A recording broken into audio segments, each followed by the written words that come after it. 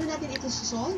Muna sa lahat, kailangan natin malaman kung anong percentage ng books ang self-help. At dahil mo siya sinabi tuwiran dun sa tanong, kunin natin yung information na yan by looking at the other figures. Meron kang 150 children's books, 85 Mama, I'm gonna go brush 10 teeth na. language books, at 60 I'm science. gonna go brush teeth. Pero ang total ay 400. Okay, guys, good. Come Kasi nga, brush me. hindi mo alam kung ilan ba Sure, talaga hindi yung na i-receive. self-help books. So, paano mo yung malalaman? Ang equation, ang susulat mo is So, come on. subtract 150 plus 85 plus 110 plus 60 is equal to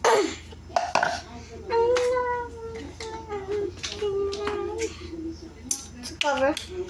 Oh, yeah, wet it first. 150 plus 110 And then I'll wet it when I put it. plus 85 and 60 naman is Oopsie, dude. this one So much.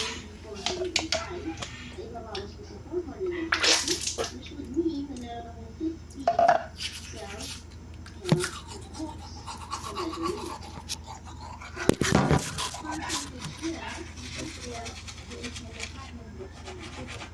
Saan ko siya i-divide? So 150 divide 110, 60, 425. Ang sagot dahil lang gusto mo i-compare ang mga books ng self-help doon sa buong library, this should be over 420. Parang yan ko gusto ko yung isang equal number.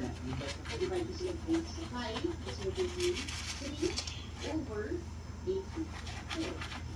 Alam mo kami yung siguro sa 3. So pwede ko siyang gawin 1 over 98. At yung mga i-solve natin yung equation.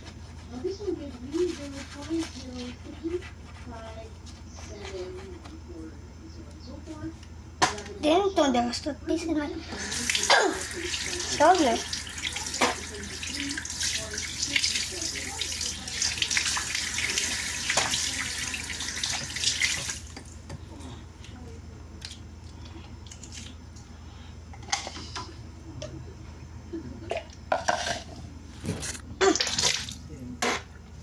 Go back to the room.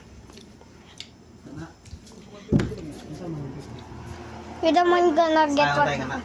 Okay, I'm gonna see you after I change clothes. I'm gonna get. Disimal naman, kadisimal mo ta. Ano nakadaan? Basta na, answer na